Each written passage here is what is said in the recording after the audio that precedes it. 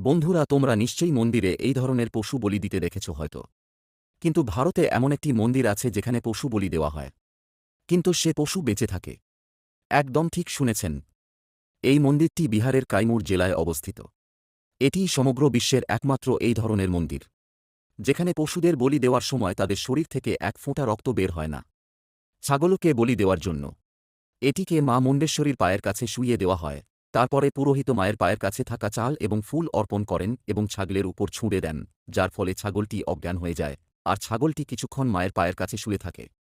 শুয়ে পড়ার পর যখন পুরোহিত কিছু মন্ত্র পাঠ করে এবং দেবী মায়ের চরণে পড়ে থাকা ফুলটি আবার ছাগলের উপর ছুঁড়ে দেন, তখন ছাগলটি হঠাৎ জেগে ওঠে। এর ফলে বলি প্রক্রিয়া সম্পন্ন হয় এবং রক্তপাতের কোনো ঝুঁকি থাকে না। এটা মায়ের এক অলৌকিক ঘটনা। তাই আসুন আমরা সবাই একসাথে বলি জয় মাতা দি। আর আরও এই রকম রহস্য তথ্য জানার জন্য চ্যানেলটা সাবস্ক্রাইব করে নিন। নমস্কার।